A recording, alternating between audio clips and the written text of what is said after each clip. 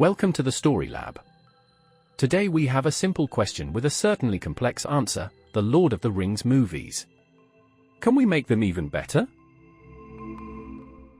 What is the background? Despite the movies being excellent as they are, fans have been complaining about the changes made between the Lord of the Rings books and movies. On the other hand, copying the books word for word would of course not work for a movie. We asked ourselves what changes exactly would have made the movies better. Only rule: all changes must move the movie closer to the books. We won't need anything more to start the experiment, so let's go right to our supercomputer and see what it comes up with.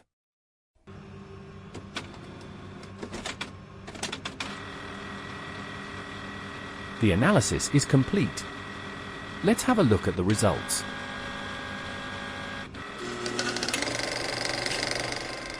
The Lord of the Rings movies made better by sticking closer to the books.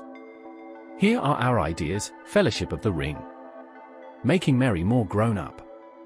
In the movies, Merry and Pippin are presented as a duo of young hobbits that are up to no good and just sort of happen to join Frodo's quest by accident.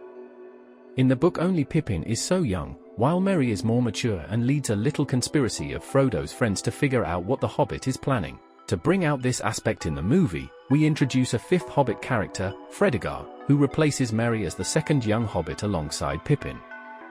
Merry we meet during the feast as a dear friend of Frodo who is concerned about what Frodo will do now that Bilbo plans to go away. Later, when the Black Rider shows up, it is again Pippin and Fredegar that come bump into Frodo and Sam in Framer Maggot's field. They flee to the ferry in the intent of reaching Merry's house, where they hope to be safe. Once there, Merry reveals that he knew about the ring and announces that he will accompany Frodo too. Pippin also joins in, but Fredegar is too afraid. This change also builds upon the character of Pippin and lets him seem less like a fool, but demonstrates that he is more courageous than the average hobbit. In addition, the geography of the Shire, Brandywine River, and Bree is represented more accurately. Idea 2. Include the wolf attack at the base of Caradhras. In the movies, it is shown that Saruman is the one who conjures the storm that keeps the Fellowship from crossing the mountain pass. In the book, it is the mountain itself. But the real problem for the Fellowship comes when Gandalf has to use magic to help them survive the storm and they are spotted by enemies. The next night, while on the way to Moria, they are attacked by wolves. The element of making Saruman seem more like a threat while building up for the final confrontation at the end of the movie is important and should not disappear. Still, this could be changed to be closer to the movie and even introduce the main orc villain sooner. The following change is proposed: right after the birds spot the Fellowship in Halston, Saruman sends his Uruk-hai captain Lurtz north to catch the Fellowship before they even make it over the mountains. As in the books, it is Caradhras itself that keeps the Fellowship from passing over the mountain. To save especially the hobbits from freezing to death, Gandalf has to use some magic. Lurtz spots this and awaits the Fellowship at the base of the mountain with a group of wargs.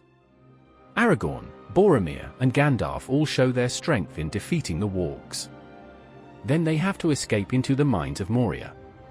Lurtz is locked outside and returns to Orthanc to prepare for his second attack later in the movie. Then we move on to the Two Towers with He Make Faramir a Bigger Hero. Movie Faramir seems a bit like an inferior copy of Boromir, and fans have often found it a shame that he does not outright dismiss the ring but first takes Frodo prisoner. Given the general lack of excitement in the Fordo half of the movie, a direct adaptation of book Faramir could indeed prove to be too boring. However, it would be possible to make Faramir a more impressive hero and have his initial indecision regarding Frodo be more down to being distracted by the war. To accomplish this, the scene of the Mumakil fight could be greatly extended with Faramir doing some acrobatics and demonstrating impressive leadership.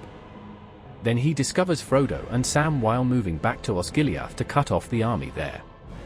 He has little time to properly deal with Frodo and decides to take him prisoner instead. Then in Osgiliath he finally realizes what Frodo is carrying and decides to let him go. The superhero like Faramir will also make the scenes in the next movie more impactful, where the whole city awaits the arrival of this great leader and we are taken completely aback when Denethor sends him to his death. Making Faramir a bigger hero also elevates Boromir by comparison. Next up, a more mysterious version of the Ents March. In the movie, the Ents initially decide against moving on Isengard. It is only after Merry and Pippin trick Treebeard into seeing the devastation that they are enraged. If this were to be changed, it would make sense to make the entire march of the Ents more mysterious and surprise the first-time viewer with the result. This is the proposal. The Ents do not discuss an attack on Isengard specifically but instead talk about moving against the orcs. As in the book, they take a long time to decide and Merry and Pippin cannot follow the discussion. Eventually, and to the surprise of the hobbits, the Ents suddenly start roaring and marching away, having decided to move against the orcs. The viewer assumes that they will join the Battle of Helm's Deep. Thus, the march of the Ents scene feels like a part of the big battle sequence. Holding the focus on that battle, the entire end of it can follow up to the point where the heroes look upon the wood of Huorns in the valley. Legolas thinks that those are Ents, but Gandalf corrects them and explains Huorns, saying the Ents themselves are at work somewhere else. Only then is it revealed that the Ents have stormed Isengard completely and are flooding it, making the victory complete.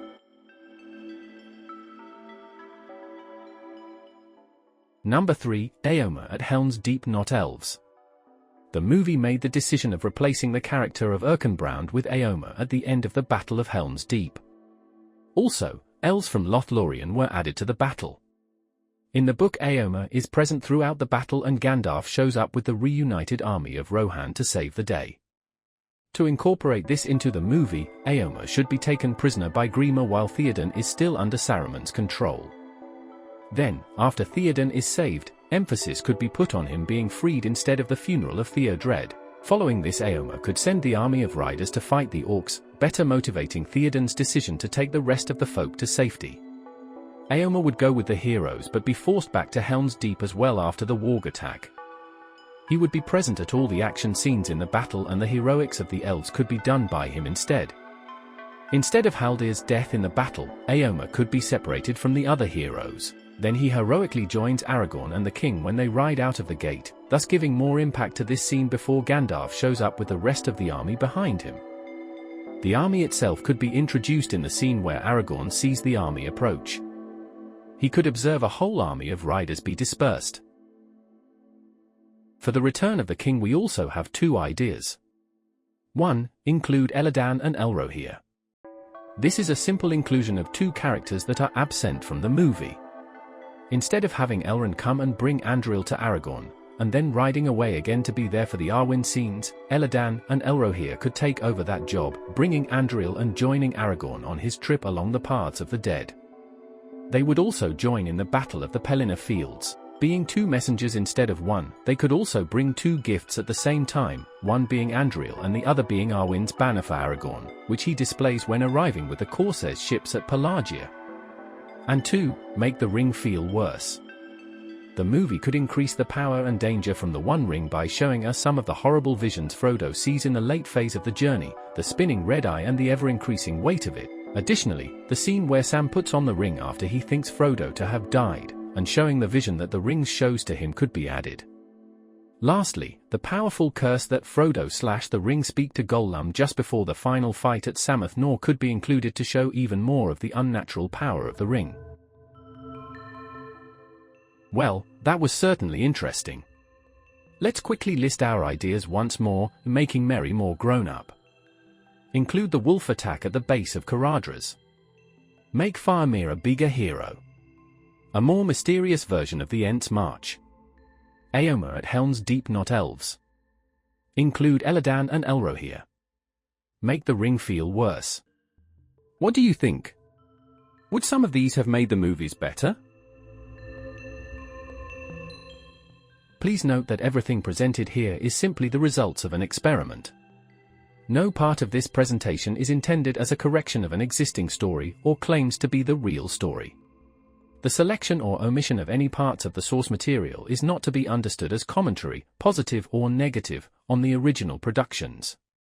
These are simply thoughts and experiments based on existing material, and none of it could be created without the work of all those involved in creating the original works. As with any scientific result, you may utilize any of the story ideas that resulted from these experiments for your own experiments or production, while citing this experiment as its source. It is now closing time for our lab. Goodbye until next time.